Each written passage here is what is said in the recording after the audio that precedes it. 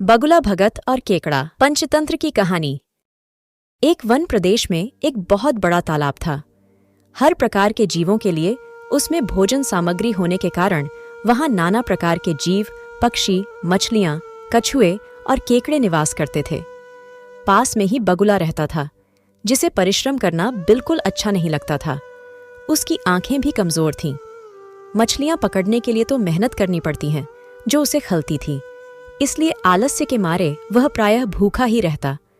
एक टांग पर खड़ा यही सोचता रहता कि क्या उपाय किया जाए कि बिना हाथ पैर हिलाए रोज भोजन मिले। एक दिन उसे एक उपाय सूझा तो वह उसे आजमाने बैठ गया। बगुला तालाब के किनारे खड़ा हो गया और लगा आंखों से आंसू बहाने। एक केकड़े ने उसे आंसू बहाते देखा तो वह उसके निकट आया और पूछने लगा, मामा, क्या बात है, भोजन के लिए मछलियों का शिकार करने की बजाय खड़े आंसू बहा रहे हो? बगुले ने जोर की हिचकी ली और भर्राए गले से बोला, बेटे, बहुत कर लिया मछलियों का शिकार। अब मैं यह पाप कार्य और नहीं करूंगा। मेरी आत्मा जाग उठी है, इसलिए मैं निकट आई मछलियों को भी नहीं पकड़ रहा हूं। तुम तो देख ही रहे हो। केकड़ा बोला, मामा, शिकार नहीं करोगे? कुछ खाओगे नहीं तो मर नहीं जाओगे? बगुले ने एक और हिचकी ली। ऐसे जीवन का नष्ट होना ही अच्छा है बेटे। वैसे भी हम सबको जल्दी मरना ही है। मुझे ज्ञात हुआ है कि शीघ्र ही यहाँ 12 वर्ष लंबा सूखा पड़ेगा। बगुले ने केकड़े को बताया कि यह बात उसे एक त्रिकालदर्शी महात्मा ने बताई है, जिसकी भविष्यवाणी कभी गलत नहीं होती। केकड़े ने जाकर सबको बताया कि कैसे बगुले ने बलिदान व भक्ति का मार्ग अपना लिया है और सूखा पड़ने वाला है।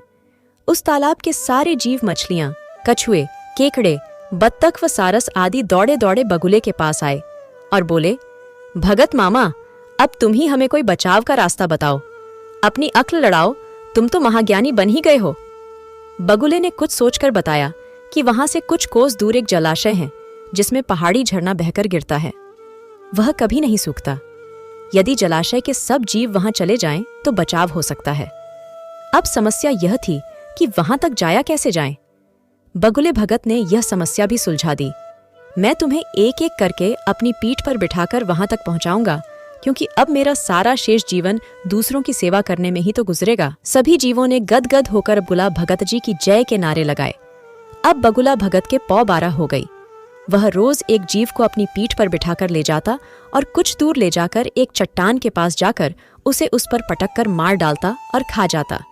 कभी मूड हुआ तो भगत जी 2 फेरे भी लगाते और 2 जीवों को छट कर जाते। तालाब में जानवरों की संख्या घटने लगी। चट्टान के पास मरे जीवों की हड्डियों का ढेर बढ़ने लगा और भगत जी की सेहत बनने लगी। खा खाकर वह खूब मोटे हो गए। मुख पर लाली आ गई और पंख चर्बी के तेज से चमकने लगे। उन्हें देखकर दूसरे जीव कहते, देखो, दूसरों की सेवा का फल और पुण्य भगत जी के शरीर को लग रहा है। बगुला भगत मन ही मन खूब हंसता। वह सोचता कि देखो, दुनिया में कैसे कैसे मूर्ख जीव भरे पड़े हैं, जो सबका विश्वास कर लेते हैं। ऐसे मूर्खों की दुनिया में थोड़ी चालाकी से काम लिया जाए तो मजे ही मजे हैं। बिना हाथ पैर हिलाए खूब दावत उड़ाई जा सकती है। बहुत दिन यही क्रम चला। एक दिन केकड़े ने बगुले से कहा, मामा, तुमने इतने सारे जानवर यहां से वहां पहुंचा दिए, लेकिन मेरी बारी अभी तक नहीं आई। भक्त जी बोले, बेटा, आज तेरा ही नंबर लगाते हैं। आजा, मेरी पीठ पर बैठ जा। केकड़ा खुश होकर बगुले की पीठ पर बैठ गया।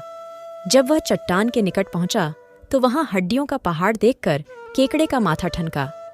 वह हकलाया, यह हड्डियों का ढेर कैसा है? वह जलाशय कितनी दूर है मामा? बगुला भगत ठां ठां करके खूब हंसा और बोला, मूर्ख, वहां कोई जलाशय नहीं है। मैं एक एक को पीठ पर बिठाकर यहां लाकर खाता रहता हूं। आज तू मरेगा। केकड़ा सारी बात समझ गया। वह सिहर उठा, परंतु उसने हिम्मत न हारी और तुरंत अपने पंजों को आगे बढ़ाकर उनसे दुष्ट बगुले की गर्दन दबा दी और तब तक दबाए रखी जब तक उसके प्राण पखेरु न उड़ गए। फिर केकड़ा बगुले भगत का कटा सिर लेकर तालाब पर लौटा और सारे जीवों को सच्चाई बता दी कि कैसे दुष्ट बगुला भगत उन्हें धोखा देता रहा। सीख, किसी की भी बातों पर आंखें मूंदकर विश्वास नहीं करना चाहिए। मुसीबत में धीरज व बुद्धिमानी से कार्य करना चाहिए।